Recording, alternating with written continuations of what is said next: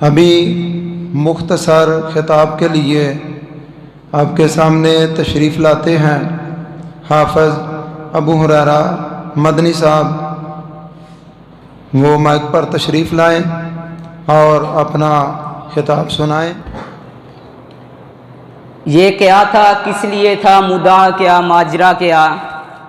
مجھے معلوم ہے یہ جز دو حرف لا الہ الا اللہ کیا تھا۔ یہ ساری کاوشیں تھیں دین کی، ایمان کی خاطر، ہزاروں کلفتیں تھیں ایک پاکستان کی خاطر۔ ہوں یدا آج اپنے زخم پنہا کر کے چھوڑوں گا، لہو رو رو کے محفل کو گلستاں کر کے چھوڑوں گا۔ جلانا ہے مجھے ہر شمع دل کو سوزے پنہا سے، تیری طریق راتوں کو چراغاں کر کے چھوڑوں گا۔ پرونا ایک تسبیح میں ان بکھرے دانوں کو، جو مشکل ہے تو اس مشکل کو آساں کر کے چھوڑوں گا۔ دکھا دوں گا جہاں کو جو میری آنکھوں نے دیکھا ہے، دکھا دوں گا جہاں کو جو میری آنکھوں نے دیکھا ہے، تجھے بھی صورت آئینہ حیراں کر کے چھوڑوں گا۔ اندازہ آپ اس بات سے لگا سکتے ہیں کہ جب میں نے اپنے اس موضوع پر دل کی گہرائیوں سے نظر درائی تو میری آنکھیں بلا تاخیر اشکوں اور آہوں سے لبریز ہوئیں۔ جب میں نے عقل سلیم اور فہم و فراست سے اس کے بارے میں کچھ سوچا تو میں اچانک تھر تھرانے لگا، کپ کپانے لگا۔ آخر کس لیے؟ اس لیے مجھے ان بوڑھوں، بچوں اور نوجوانوں کی قربانیاں یاد آئیں، ان معصوم بے داغ عورتوں اور بچیوں کی عظمت دری کے واقعات یاد آئے، جنہوں نے اسلام اور پاکستان، آزادی پاکستان کی خاطر جانوں کے نذرانے دیے۔ تو پھر اچانک مجھے ان شہیدوں کی روحوں سے ایک غم انگیز آواز، دردناک پکار سنائی دی، اے مسلمانان پاکستان، کیا تم نے ہمارے لہو کی قیمت جھکا دی؟ کیا جس مقصد کے لیے ہم نے قربانیاں دی تھیں وہ تم نے پورا کر دیا؟ اگر تو جواب اس بات میں ہے تو تمہیں مبارک ہو، اور اگر جواب نفی میں ہے تو پھر کل قیامت کا ہولناک دن ہوگا، تمہارا گریبان ہوگا اور ہمارے ہاتھ ہوں گے، تو پھر تمہیں اللہ رب العزت کے حضور جواب دہ ہونا ہوگا کہ اس کرۂ ارض پر صرف ایک ہی ملک ہے جو نظریہ اور مقصد کے تحت حاصل کیا گیا، وہ ہمارا ملک پیارا پاکستان ہے۔ پھر اس کے حصول کے لیے کیا کچھ نہیں کیا گیا؟ خاک و خون میں لتھڑی ہوئی جہد مسلسل کی ایک طویل داستان ہے جس سے رونگٹے کھڑے ہو جاتے ہیں، تاریخ کا ایک دلخشار باب ہے، اشکوں اور آہوں کا ایک جگر پاش سلسلہ ہے۔ سینکڑوں روشن چہروں کی فصل کٹی، تب کہیں جا کر دامن مہتاب میں روشنی آئی۔ مقصد یہ تھا یہاں اسلام کا فرمان ہو جاری، مکمل طور پر یہاں قرآن ہو جاری۔ یہ بات حقیقت ہے کہ پاکستان ہماری پہچان ہے، ہماری آن ہے۔ یہ ملک صرف آزادی کے لیے نہیں بلکہ ایک مقصد کے لیے حاصل کیا گیا تھا۔ وہ مقصد کیا تھا؟ وہ مقصد اسلام کا بول بالا کرنا تھا۔ پاکستان اس پٹری پر چڑھنے کے لیے ایک سیڑھی کی حیثیت رکھتا ہے۔ اللہ کے فضل و کرم سے آج پاکستان دنیا ممالک کے اندر اسلام کا قلعہ تصور کیا جاتا ہے۔ جناب صدر، پاکستان ہماری پہچان ہے، ہماری آن ہے، ہماری غیرت ہے۔ پھر جو ملک ہماری پہچان ہو، ہماری آن ہو، ہماری غیرت ہو، ہم اس کے در سے بیزار کیوں ہیں؟ ہم دنیا والوں کو کیا بتائیں گے؟ کیا اس ملک میں ہونے والے بم دھماکے ہماری پہچان ہیں؟ کیا اس ملک میں ہونے والی دھوکہ، ڈاکہ زنی، تہذیب مکاری اور مکاری ہماری پہچان ہے؟ اس گھر کو آگ لگ گئی گھر کے چراغ سے، نہیں نہیں، ہرگز نہیں، یہ ہماری پہچان نہیں، بلکہ ہماری پہچان تو وہ طالب علم ہیں جو علم حاصل کرنے کے لیے دن رات مصروف ہیں۔ ہماری پہچان وہ انجینئر ہیں جنہوں نے صنعت کو 4 چاند لگا دیے۔ ہماری پہچان ڈاکٹر عبدالقدیر خان جیسے سائنسدان ہیں جن کے نام سے مکار ہندو کا چین چھن گیا، عرق سے اس کی آبیاری۔ اسلام کے نام پر وجود میں آنے والا قائد کا درس، اخوت و محبت، امانت و دیانت، صداقت و مقصد اسلامی فلاحی ریاست کا قیام۔ اقبال کی شاعری، فہم و فراست اور اقبال کا خواب، مقصد اسلامی فلاحی ریاست کا قیام۔ مجاہدین اسلام سید احمد شہید شاہ اسماعیل شہید کی قربانی، مقصد اسلامی فلاحی ریاست کا قیام، لاکھوں لٹے پھٹے مسلمانوں کی ہجرت، مقصد اسلامی فلاحی ریاست کا قیام، آنکھوں کے سامنے لٹے ہوئے آنچل پر تڑپتی ہوئی لاشیں، مقصد اسلامی فلاحی ریاست کا قیام۔ جی ہاں صدر وقار، آج کا پاکستان لا الہ الا اللہ کی بنیاد پر حاصل کیے جانے والے خطے میں اسلامی نظام کی بات کرنا بنیاد پرستی، جبکہ اسلامی قوانین کی پامالی جدت پسندی کا لقب پاتی ہے۔ لارڈ میکالے کے نظام نے اس دین کی جڑوں کو کھوکھلا کر دیا ہے۔ آج آزادی کے نام پر امت محمدیہ کی بیٹی کی عزت کو نیلام کیا جا رہا ہے۔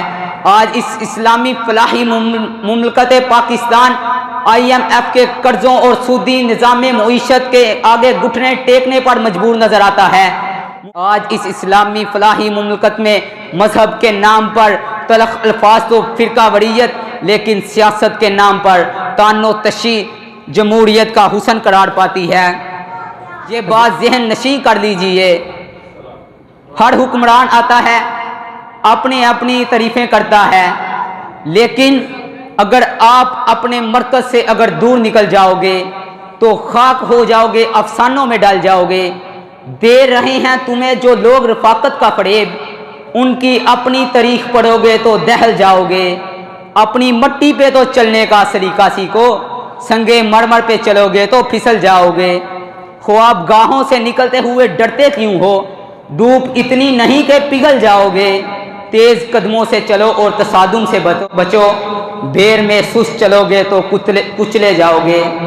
حضرات گرامی قدر، یقیناً ہمارے بزرگوں نے بہت سی سختیاں جھیل کر اس پاکستان کو بنایا۔ ہم بھی اس وطن عزیز کو عظیم سے عظیم تر کے بنانے کے خواہاں ہیں، لیکن المیہ کی بات یہ ہے کہ وہ نظریہ جو اس کی بنیاد تھا، ہم اس کی عظمت کو بلا بیٹھے ہیں۔ کہیں پر یہ کہا جانا کہ بانی پاکستان خود بھی سیکولر تھے اور سیکولر پاکستان چاہتے تھے، حالانکہ تاریخ کے اوراق اس بات کے گواہ ہیں کہ محمد علی جناح سمیت قربانیاں دینے والے تمام بزرگان کا نظریہ سیکولر ازم نہیں بلکہ نظریہ اسلام اور دو قومی نظریہ تھا۔ یہی وہ نظریہ ہے جس کے ساتھ آج ہمارا تمسک قائم ہے۔ ہم اس وطن کو عظیم سے عظیم تر بنانے کے خواہاں ہیں، لیکن کیا کریں؟ ہم نے انگریز سے آزادی تو پالی، ہم نے ہندو سے آزادی تو پالی، لیکن بدقسمتی سے لارڈ میکالے کے نظام تعلیم سے چھٹکارا نہ پا سکے۔ آج ہماری نسل نو نظریاتی بانجھ پن کا شکار نظر آ رہی ہے۔ ہم وطن کو عظیم سے عظیم تر بنانا چاہتے ہیں، لیکن نہیں جانتے کہ لا الہ الا اللہ اپنے اندر کیا معنی و مفہوم رکھتا ہے۔ آج وہ وطن کو عظیم سے عظیم تر تو بنانا چاہتے ہیں، لیکن نہیں جانتے کہ ہندو ہمارا ازلی دشمن ہے۔ وہ وطن کو عظیم سے عظیم تر تو بنانا چاہتے ہیں، لیکن کبھی امن کے اشیاء کے نام پر اور کبھی کسی مشترکہ تہذیب کے نام پر دو قومی نظریہ کی دجیاں بکھیرتے ہوئے نظر آتے ہیں، کیونکہ اس نظام تعلیم نے ان کے ذہنوں سے عقیدہ و ایمان کو کھرچ کر کفر و الحاد کو بھر دیا ہے۔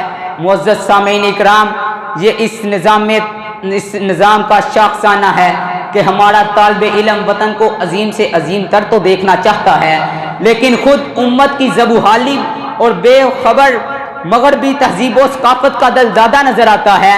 وہ وطن کو عظیم سے عظیم تر بنانا چاہتا ہے، لیکن خود شیشہ اور سگریٹ کا کارسیہ اسلامی کلچر سے بیزار نظر آتا ہے۔ وہ وطن کو عظیم سے عظیم تر تو بنانا چاہتا ہے، لیکن خود پائل کی چھن چھن کا دلدادہ شرم و حیا سے آڑی نظر آتا ہے۔ وہ وطن کو عظیم سے عظیم تر تو دیکھنا چاہتے ہیں، لیکن خود طاؤس و رباب کے چاہنے والے شمشیر و سنا سے خوف زدہ نظر آتے ہیں۔ حالانکہ مصور پاکستان نے کہا تھا، آ تجھ کو بتاؤں تقدیر امم کیا ہے، آ تجھ کو بتاؤں تقدیر امم کیا ہے، شمشیر و سنا اول طاؤس و رباب آخر۔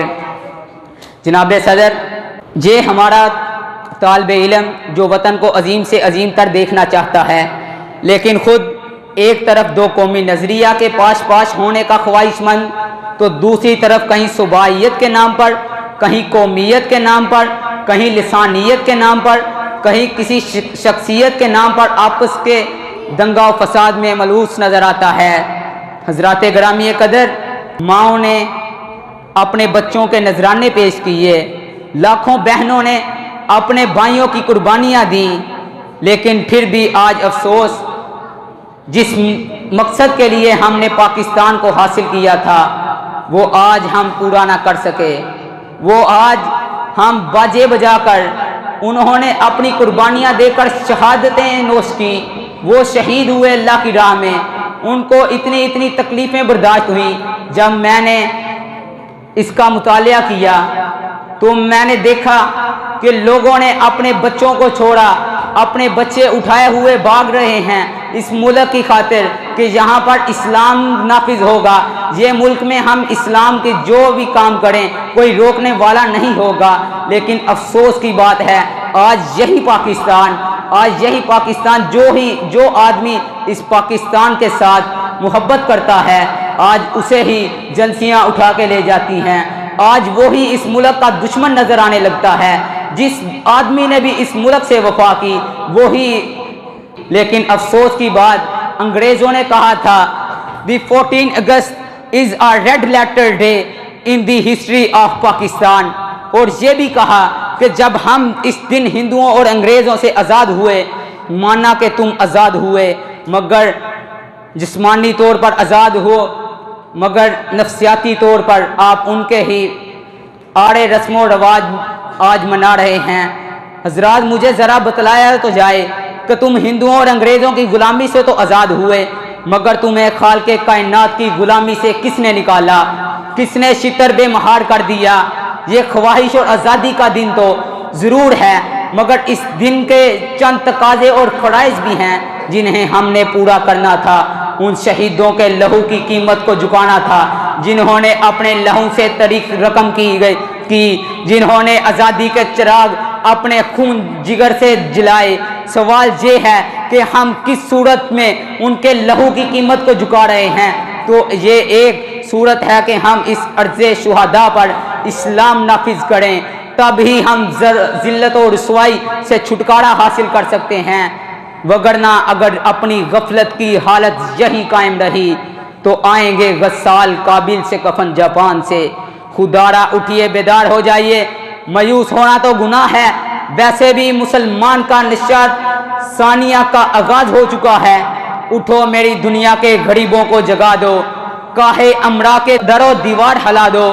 اور آخر میں عاجزانہ دعا کرنا چاہتا ہوں، یا رب دل مسلم کو وہ زندہ تمنا دے جو قلب کو گرما دے، وہ جو روح کو تڑپا دے۔ آج ہمیں چاہیے کہ ہم اس ملک کو عظیم سے عظیم تر بنانے کے خواہاں ہونے چاہیے۔ انشاءاللہ ہر سمت مچلتی کرنوں نے اب خوف شبغم توڑ دیا، اب جاگ اٹھے ہیں دیوانے، دنیا کو جگا کر دم لیں گے۔ یہ بات عیاں ہے دنیا پر، ہم پھول بھی ہیں ہم تلوار بھی ہیں، ہم بزم جہاں میں مہکائیں گے یا خون میں نہا کر دم لیں گے۔ وآخر الدعوانا الحمدللہ رب العالمین۔ السلام علیکم ورحمۃ اللہ۔